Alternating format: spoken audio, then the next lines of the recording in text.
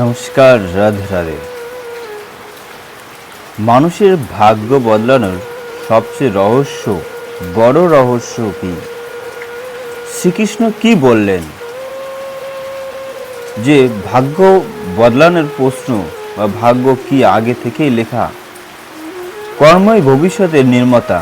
নিষ্কাম কর্মের অলৌকিক শক্তি, বিশ্বাস ও ভক্তির প্রভাব। মন জয় করলে ভাগ্য বদলায়, আর অহংকার ভাগ্যের শিক্ষা। সৎ সঙ্গ ও সৎচিন্তার শক্তি।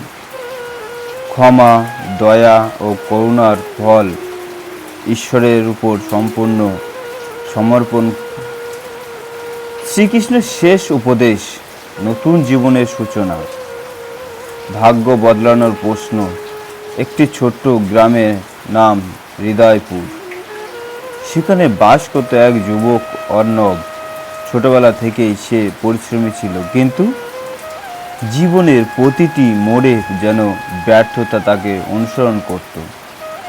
চাকরির পরীক্ষা দিতে সফল হতে পারছিল না, ব্যবসায় ক্ষতি, সংসারে অশান্তি, সব মিলিয়ে তার মনে একটাই প্রশ্ন ঘুরপাক খেত, আমার ভাগ্য কি কখনো বদলাবে? একদিন গভীর রাতে আকাশের দিকে তাকিয়ে অর্ণব বলল, হে কৃষ্ণ, যদি সত্যি তুমি থাকো তবে আমাকে বলো, ভাগ্য বদলানোর সবচেয়ে বড় রহস্য কি? সেই রাতে অর্ণব এক আশ্চর্য স্বপ্ন দেখল। সে দাঁড়িয়ে আছে কুরুক্ষেত্র বিশাল প্রান্তরে। চারিদিকে যুদ্ধের প্রস্তুতি, শঙ্খধ্বনি, রথের চাকা, আর দূরে নীল বর্ণ পীতাম্বর পুরোহিত শ্রীকৃষ্ণ শান্ত হাসিমুখে দাঁড়িয়ে আছেন। অর্ণব বিস্ময়ে তার কাছে গিয়ে বললেন এবং গেল, প্রভু, সবাই বলে ভাগ্য তাকে আগে থেকেই লেখা থাকে, তাহলে আমি যতই চেষ্টা করি লাভ কি? শ্রীকৃষ্ণ স্নিগ্ধ হাসলেন এবং তিনি বললেন, মানুষের আজকের কর্মই আগামী দিনের ভাগ্য রচনা করে। অলসতা ভাগ্যকে অন্ধকার করে, আর সৎকর্ম ভবিষ্যৎকে আলোকিত করে। অর্ণব আবার জিজ্ঞাসা করলেন, তাহলে কি আমার অতীতের ভুলও বদলানো সম্ভব? ভগবান বললেন, অতীত পরিবর্তন করা যায় না, কিন্তু বর্তমানকে বদলে ভবিষ্যৎকে নতুন রূপে দেওয়া যায়। যেমন একজন কৃষক গত বছরের ফসল বদলাতে পারে না, কিন্তু আজ ভালো বীজ বপন করলে আগামী মৌসুমে ভালো ফল পায়। অর্ণব গভীর মনোযোগ দিয়ে শুনছিলেন, আর শ্রীকৃষ্ণ বললেন, মানুষ প্রায় ভাগ্যকে দোষ দেয়, কিন্তু নিজের চিন্তা, অভ্যাস ও কর্মকে দেখো। মনে রেখো, যে নিজের মনকে জয় করতে পারে সে নিজের ভাগ্যকেও নতুন পথে নিয়ে যেতে পারে। এই কথা শুনে অর্ণবের মনে যেন এক নতুন আলো জ্বলে উঠল। সে বুঝতে শুরু করলো, ভাগ্য জাদুকর নয়, এটি প্রতিদিনের সিদ্ধান্ত, কর্ম, চরিত্র, মানসিকতার ফল। ঘুম ভেঙে যাওয়ার পর সেই স্বপ্ন আর মনে স্পষ্ট ছিল। সেই দিন থেকে সে সিদ্ধান্ত নিল, সে আর ভাগ্যকে দোষ দেবে না, বরং নিজের কর্মকে বদলানোর। সেই মুহূর্তে থেকে তার জীবনে নতুন অধ্যায় শুরু হলো। ভাগ্য স্থির নয়, কর্মের মাধ্যমে ভাগ্য তা গড়ে ওঠে। বর্তমানে সৎকর্ম ভবিষ্যতে সুন্দর ভিত্তি। নিজের মন, চিন্তা ও অভ্যাস পরিবর্তনই করার ভাগ্য পরিবর্তনের প্রথম ধাপ। ঈশ্বর পথ দেখান, কিন্তু চলতে হয় মানুষকেই।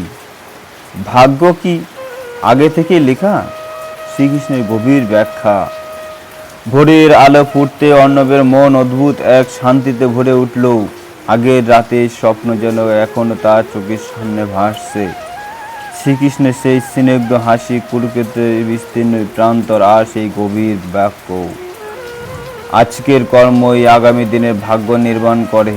কিন্তু অর্ণবের মনে আরেকটি প্রশ্ন জেগে উঠল, যদি কর্মই সব হয়, তাহলে মানুষ কেন বলে সবই আগে থেকে লেখা? এই প্রশ্নের উত্তর খুঁজতে সেই গ্রামের এক নির্জন মন্দিরে গেলেন। সেখানে বসে ধ্যান করতে করতে আবার যেন এক অলৌকিক অনুভূতি হলো। চোখ বন্ধ করতে সে নিজেকে আবার কুরুক্ষেত্রে দেখতে পেল। শ্রীকৃষ্ণ রথের পাশে দাঁড়িয়ে আছেন, তার মুখে সেই চেনা সে মুখের হাসি মধুর। অর্ণব প্রণাম করে বলল, প্রভু, সত্যি কি মানুষের ভাগ্য জন্মানোর আগেই নির্ধারিত হয়ে যায়? শ্রীকৃষ্ণ বললেন, অর্ণব, এই প্রশ্ন যুগে যুগে অসংখ্য মানুষ করেছে। উত্তরটি বুঝতে হলে কুরুক্ষেত্রের নিয়ম বুঝতে হবে। প্রতিটি মাটিতে একটি বীজ রাখলে এই বীজ যদি উর্বর মাটিতে পড়ে, জল ও আলো পায়, তবে তা একটি বিশাল বৃক্ষের পরিণত হবে।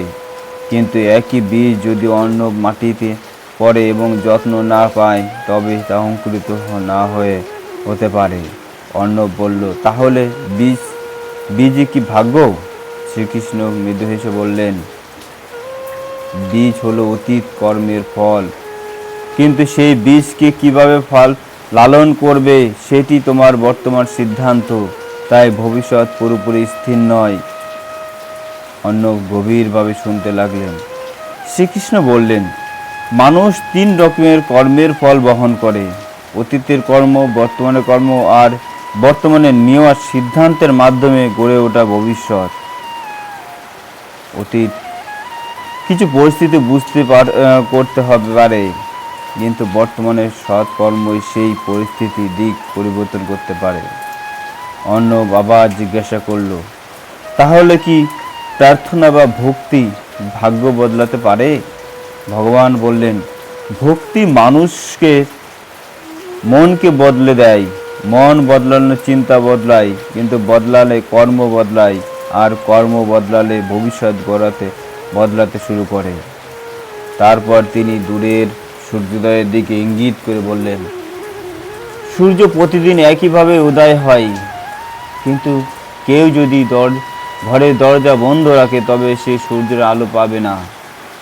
স্বপ্নকে সূর্যকে দোষ দিলে হবে না, দরজা খুলতে হবে।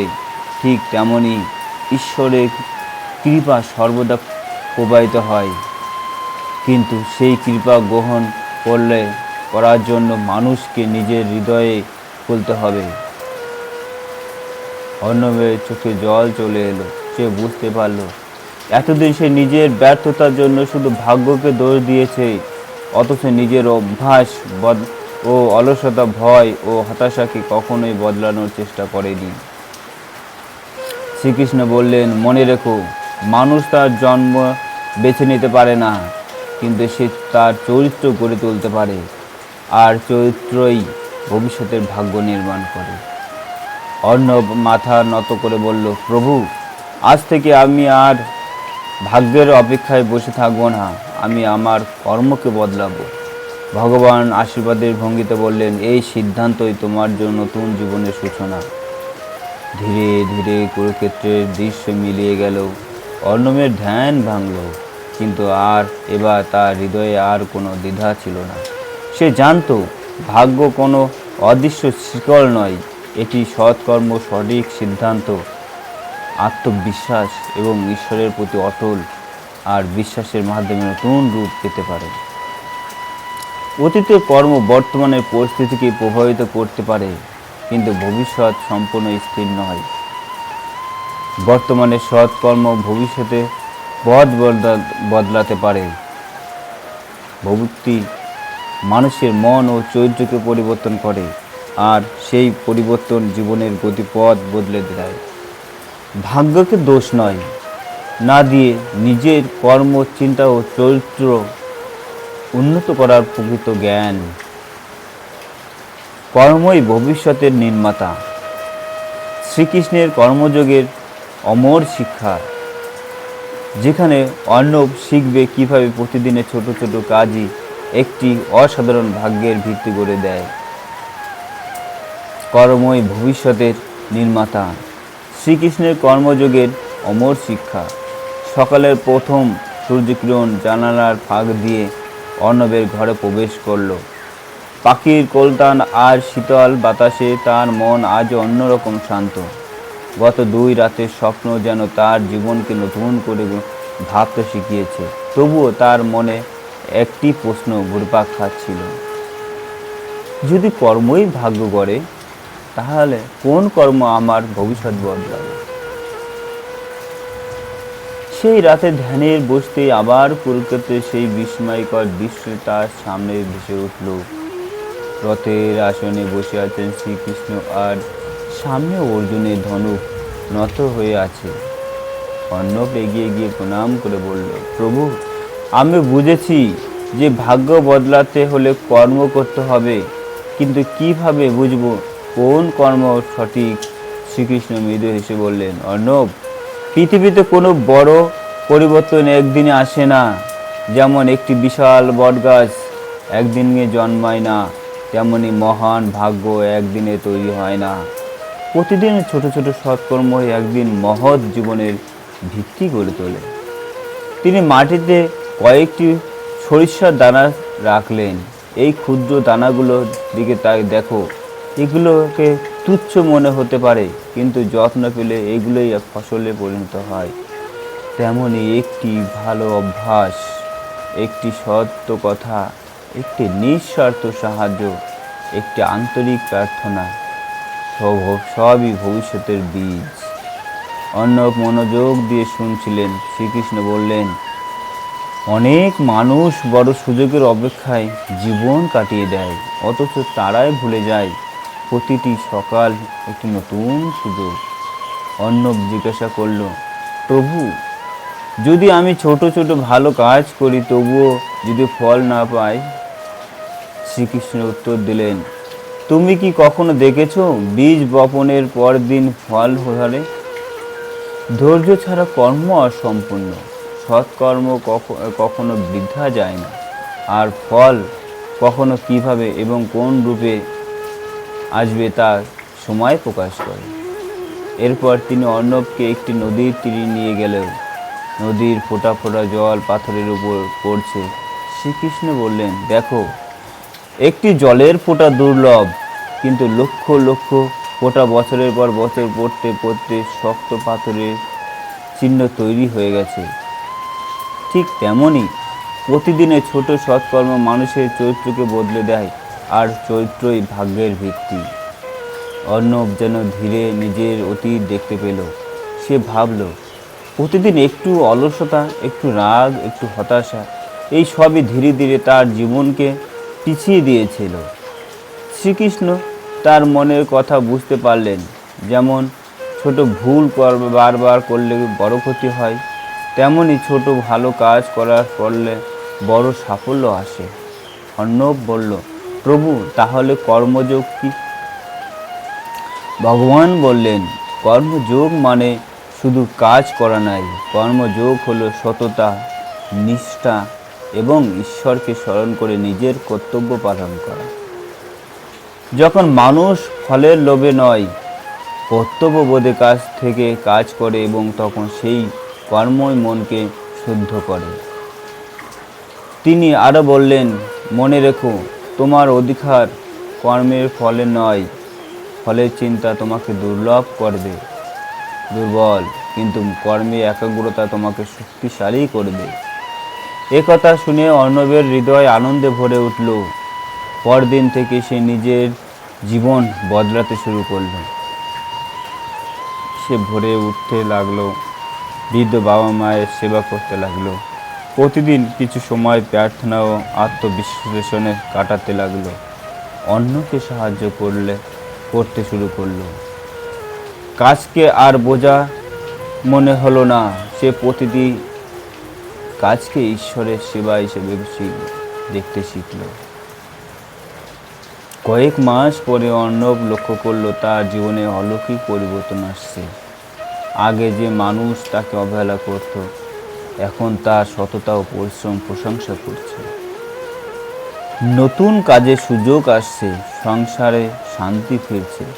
সবচেয়ে বড় কথা, তার মন থেকে ভয় ও হতাশা দূর হয়ে গেছে। সেই রাতে শ্রীকৃষ্ণ আবার স্বপ্ন দেখে এসে বললেন এবং দেখলো তো ভাগ্য একদিনে বদলায় না। প্রতিদিনের সৎকর্ম, ধৈর্য ও ঈশ্বরের প্রতি বিশ্বাস মানুষের ভবিষ্যৎ নির্মাণ করে। অর্ণব হাসিমুখে বলল, প্রভু, আজ আমি বুঝেছি ভাগ্য অপেক্ষা করে না, ভাগ্য প্রতিদিন গড়ে ওঠে। শ্রীকৃষ্ণ আশীর্বাদ করে বলল, যে মানুষ প্রতিদিন নিজেকে একটু একটু করে উন্নত করে তার ভাগ্যকে বদলাতে পৃথিবীর কোনো শক্তি ভাগ্য দিতে পারে না। প্রতিদিনের ছোট ছোট সৎকর্মই মহান ভবিষ্যতের ভিত্তি। কর্মযোগ হল কর্তব্যকে নিষ্ঠা আর সততা এবং ঈশ্বর স্মরণের সম্পন্ন করা। ধৈর্য ছাড়া কোনো কর্মে পূর্ণ ফল পাওয়া যায় না।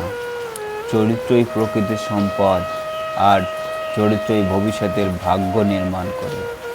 ফলে চিন্তার চেয়ে সৎ কর্মে মনোযোগ দেওয়াই জীবনের প্রকৃত পথ। তাই ভাগ্য বদলানোর সবচেয়ে বড় রহস্য হলো সৎকর্ম ও একনিষ্ঠভাবে ধৈর্য ধরে পথ চলা ও কর্ম করে চলা। তাই ভাগ্যকে দোষ নয়, কর্মর উপর ভিত্তি করে চলাই আমাদের প্রকৃত পথ। যদি তোমাদের এই ভিডিওটি ভালো লাগে, ভগবান শ্রীকৃষ্ণের অমূল্য বাণী যদি হৃদয়ের গাথে, তাহলে একটি করে লাইক, একটি করে সাবস্ক্রাইব করে যাবে। ভগবান শ্রীকৃষ্ণের অমূল্য হৃদয়ে ভক্তি তোমাদের জীবনে একাগ্র শক্তি এনে দেবে। জয় শ্রীকৃষ্ণ, জয় শ্রী রাধে।